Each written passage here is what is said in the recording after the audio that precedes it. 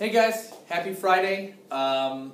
We made it through the week, through all of our practice, through all of our strategies, through all of our getting everything under our belts. I won't rehash the strategy again like I said yesterday, so just go back and take a look at our extended response strategies throughout the course of the week, my videos, if you're still having trouble with this. I'm going to walk you through one more extended response that you did for homework last night. The full text is down below, so I won't hammer too hard with it, but I can't stress enough that you guys can get all of the points that you deserve if you just follow my strategies.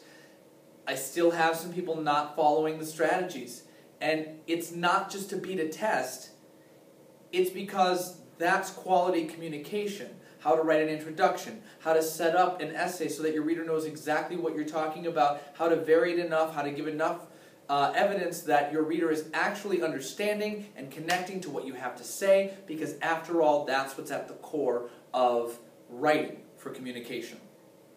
So I gave this analogy in class and people seem to like it, so I'll give it on the video as well. You not using the strategies is blowing off resources. So you not using the strategies, even though I've given them to you for your success to use to be fully prepared and successful, is like me giving you $400 and saying, here, go buy a PS4. And you say, you know what? No thanks, Mr. Kaz. I'm going to steal the PS4 and take my chances.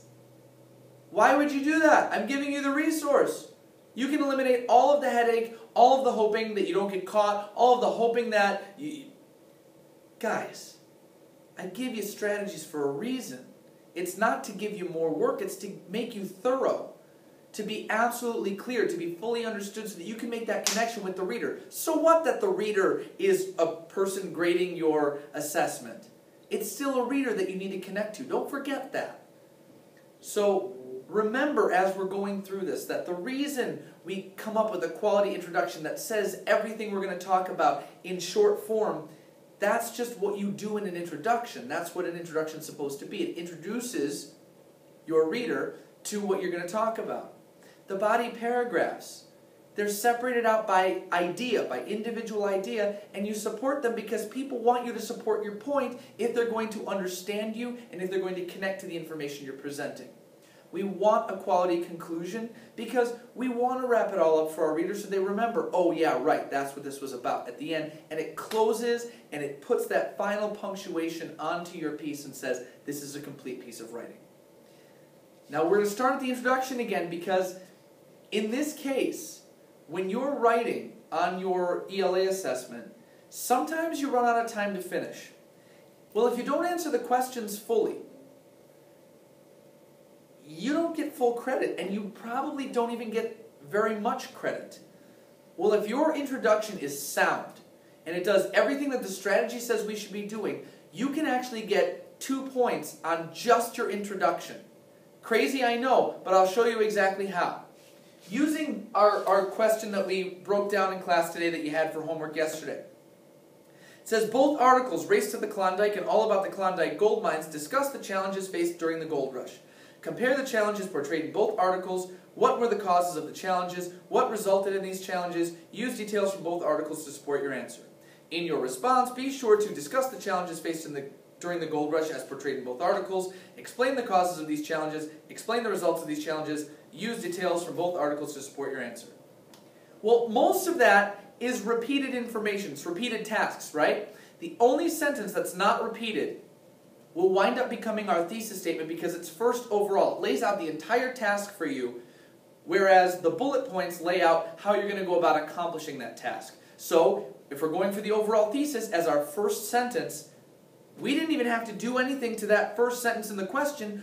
We can just copy that over and make that our thesis statement. Remember, the less writing we do on our own and the more we use the questions and the text to do the writing for us, the more the reader not only understands that we get the passage, it also safeguards us against, oops, maybe my grammar is not so great. Oops, maybe my conventions and my sentence fluency are a little off.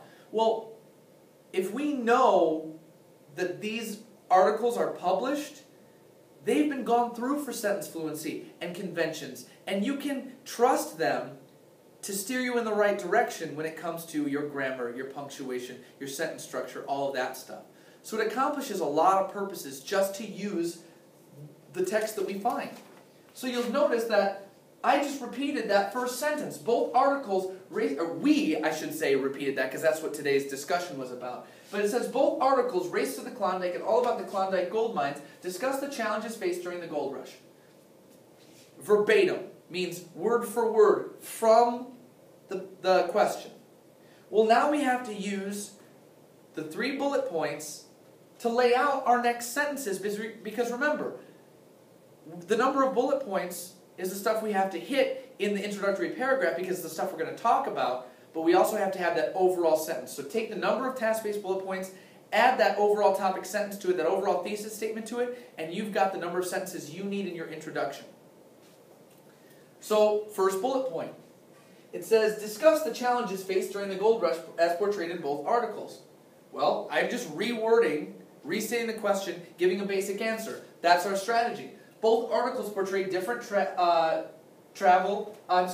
both articles portray, and now I'm filling in the blank of the challenges. Both articles portray difficult travel and scarce supplies as the main challenges that were faced. Most of that comes directly from the bullet point, but I've also given my basic answer, so to make sure that I'm actually answering the question. So move on to the next bullet point. Explain the causes of these challenges. Each article explains bad weather, rough terrain, and the sheer number of prospectors as the main causes of these challenges. Again, I just insert my answer and restate the question, and I have answered 2 of the 3 questions I need to answer. Let's move on to the last one. The bullet point says, explain the results of these challenges. Well, the results of these challenges were that some found riches and many found death. Maybe we can say, and many found failure, even if not all of them received death. Maybe we have to change that at some point. But you're writing in pencil anyway, so just erase the word later if you need to change the word based on the text details you find. This is a quality introduction. And you know what? Because you've answered each question now, automatically you got 2 points on your rubric. The way you get the 3rd point and the 4th point is by providing quality supporting details and for each answer, and making sure it's a whole piece of writing, organized well, and paying attention to the 6 traits of quality writing. So you've already gotten 2 points. Even if this is all you get out, chances are good because you used the article and because you've answered all the questions, you've already got 2 of the 4 points. So if you run out of time after that, you've already got 2 of the 4 points instead of missing out on all of them by giving a kind of jump McBunk introduction. Well, now we have to move on and actually address each of those bullet points that we said we were going to talk about in the introduction. Like always, so we move on, and you'll notice actually, before I move past, I just repeat the second sentence, which is our first task-based bullet point from up here, to use as a topic sentence down here. It's the exact same thing. I've just played the shell game with it a little bit, and I've rearranged it. Scarce supplies and difficult travel are portrayed as the main challenges in both articles. It's the exact same thing I said up here. I just rearranged it for sentence fluency's sake, because my reader is looking for that. So I have to give supporting details now. Well, we came up with these supporting details. In Race to the Klondike, it states, remember, we're saying in the passage it states, but because we're mentioning both articles in each paragraph, we have to call them by name, otherwise we're not doing our job and we're not clear to our reader. So instead of in the passage it states, we say in Race to the Klondike it states, food and supplies became scarce and prices shot sky high. We have now proven one of the things that we've said in our thesis statement. We've got scarce supplies, we have to talk about that, so we found it in Race to the Klondike, food and supplies became scarce. Bam. 1 down. Furthermore, we know we love that word. Word choice is big. It lets the reader know you care about them enjoying it too. Furthermore, in All About the Klondike Gold Mines, it states, there is a blizzard blowing there at most times, and at its height no man may cross. For days at a time the summit is impassable. That lets us know that difficult travel is a challenge directly from the passage. Again, we're proving that topic sentence. And remember, for every extended piece we're writing, because we're not just ending our piece there, we need some sort of concluding sentence to kind of bridge the gap between paragraphs. But they're not brain busting. These details show just how challenging the trip was. Right? Close it up in a nice, neat little package.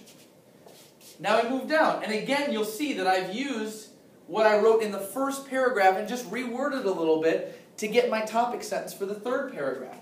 The number of prospectors, rough terrain, and terrible weather were the causes of these challenges. Remember, we said that up top. In Race to the Klondike, it states, again, in the passage it states, but because we're using both, we're naming the passage. In Race to the Klondike, it states, within days of the first gold find in the area was in chaos. In 6 months, 500 new houses were built in Dawson, the Klondike's capital. Well, we have to massage this one a little bit. We have to say they did not have the resources to handle that many people. Okay, we're putting the ideas together because we're about to show how that left many unprepared for the difficult travel. See how we're bridging the gap from challenge to challenge. That transition sentence lets us know that part of the difficult travel was because there weren't enough resources there. So we say, in All About the Klondike Gold Mines, it states, again in the passage it states, it is only 3 miles long, but it feels fully 30. Well, that was because of the rough terrain, the difficult travel, and everything that we've mentioned up in the passage so far. But that gives us a nice short snippet from that passage to show just how difficult it felt to everybody. This shows just how these causes combined to make such a challenging trip for the prospectors. Again, closing sentence wraps it all up. Last body paragraph. As a result of the gold rush, many people found wealth. Remember, the question asked us, what's the result? We said many found wealth. All right, we talked about it up there. Let's prove it down here. In Race to the Klondike, it states, in the passage it states, but we're being specific, just 2 months after the first strikes, about $5 million in gold was recovered. Bridge the gap. Some, however, could not bear to even make the journey through Chilkoot Pass and gained nothing. We've got the other outcome that we talked about earlier. In All About the Klondike Gold Mines, it states, again, in the passage it states, being specific, some took one look at it, sold their outfits for what they would bring, and turned back.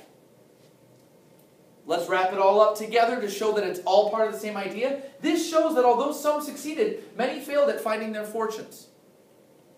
Okay? Now, we haven't talked about people who died necessarily. We haven't found those supporting details, so maybe we have to go back and just edit really quickly. Some found their death, but I like the idea of get rich or die trying, kind of like my man Fitty. Big ups. So, it says, it is clear. This is how to write a quality conclusion. We're just putting it all into our own words. We've proven everything, but we've used the passage the whole time. Now let's put it all into our own words and summarize what we've said. We use our thesis statement from up top. It is clear that both passages portray difficult travel and scarce supplies as the main challenges faced by gold rushers. Now, let's summarize the rest. These were caused by the weather, terrain, and sheer number of prospectors, some of whom struck it rich, some of whom died trying or gave up completely. All of it in our own words, 2 sentences, bing, bang, boom. We've proven everything we need to prove. We've got quality organization. All of our ideas and content is covered.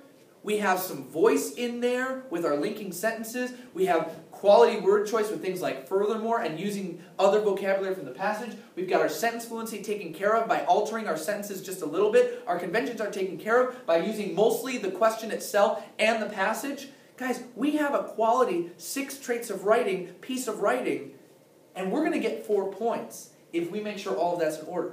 And remember, the passage and the question do most of the work for you. You just have to do the thinking and put it all together, which, as we know, you're already good at from all the practice you got this year.